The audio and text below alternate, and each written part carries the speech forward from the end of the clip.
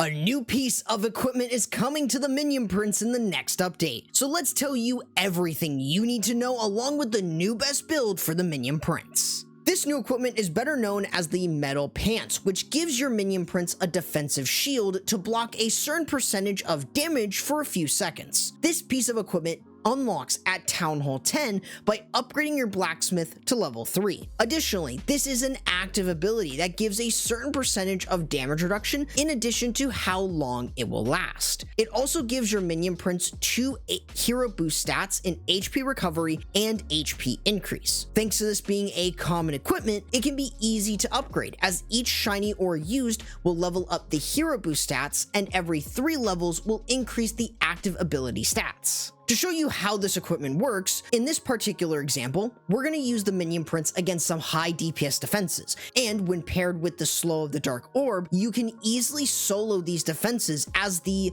max 70% damage reduction allows the Prince to do a lot of damage while staying relatively protected. To add to this, the shield can allow the Minion Prince to survive 6 Seeking Air Mines at once. With both the Dark Orb and the Metal Pant abilities, he will be able to survive 2 Seeking Air Mines naturally and at least 1 more after his ability is used. Now, while this equipment doesn't enable many new things to be done with the Minion Prince, it does make certain options way more consistent, all thanks to his newly buffed survivability. One such option is using this with the Royal Champion Charge Root Rider army. We'll break the full attack later, but the best way to use this new equipment is as a tank for your healers. Since he will no longer die to Seeking Air Mines as early, this will let him keep them protected. He'll also stay up pretty much for the entire attack now, which makes him far more reliable than the king ever would be when paired up with Root Riders. Likewise, he can be great for just tanking damage as he moves around with your troops. For units like dragons, he can be great as he will stay up for the entire attack while offering enough damage and utility. This can especially work with armies like the Royal Champion Charge Mass Dragon armies. Another option is funneling with the Minion Prince for troops like Electro Dragons. This allows him to do a lot of damage over time while tanking and slowing down defenses in his way. This makes him relatively consistent for funneling with the Phoenix as he can ignore walls. Another fun option that I found out was using the Minion Prince and Warden together to charge into the base for value. This allows you to clear a decent area of the base with the Minion Prince, who has the Angry Jelly and the Grand Warden before being recalled. This allows you to use a fireball on a different side to both funnel and clear a lot of buildings in the process. Will this be practical? Probably not, but it is a fun option if you want something off meta. Now, with the Minion Prince having a total of 3 equipment to use, what is his new best build? Well, with the Metal Pants defensive ability, you can often keep your Minion Prince alive more often than with the Henchman puppets. Along with the Dark Orb, your Minion Prince can deal solid damage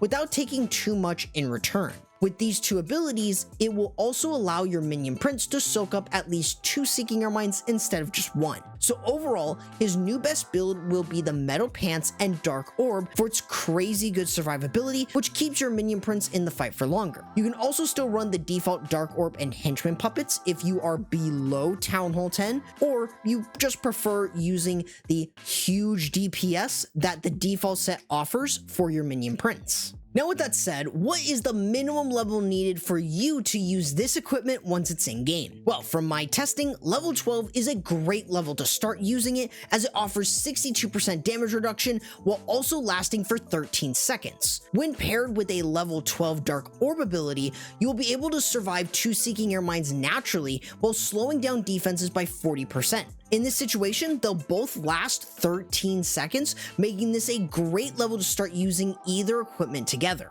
As for the Henchman puppets, it's not really worth investing into with the new Metal Pants coming into the game.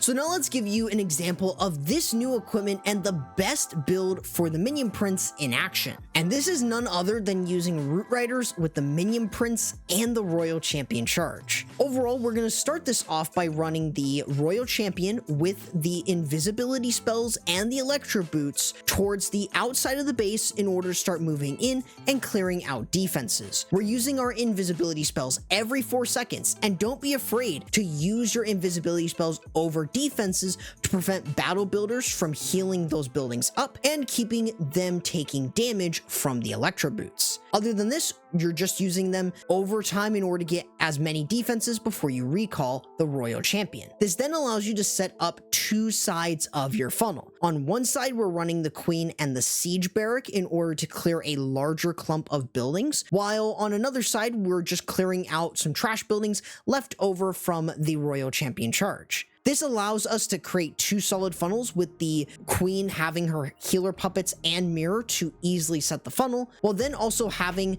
the Root Riders move into the base with your now push moving in. This is going to have the Root Riders with the Minion Prince, balloons, healers, the Grand Warden, all of this along with the recalled Royal Champion. As you work into the core of the base, you should use the Grand Warden ability and a rage spell as you work in. You should also have an overgrowth to control all your troops as they move into the core. This should allow you to get plenty of great value. You also want to use the Minion Prince ability right after this in order for him to start soaking up damage while also offering a lot of damage in return as the Root Riders and the Valkyries kind of work themselves from defense to defense. This is just so good because this Minion Prince just isn't gonna die with this new best build. Overall, you just want to make sure that you are consistently moving through the base with the Root Riders, keeping them doing a lot of damage, opening walls for your Valkyries, and of course having the Minion Prince work around in support to help clear through remaining defenses. Overall,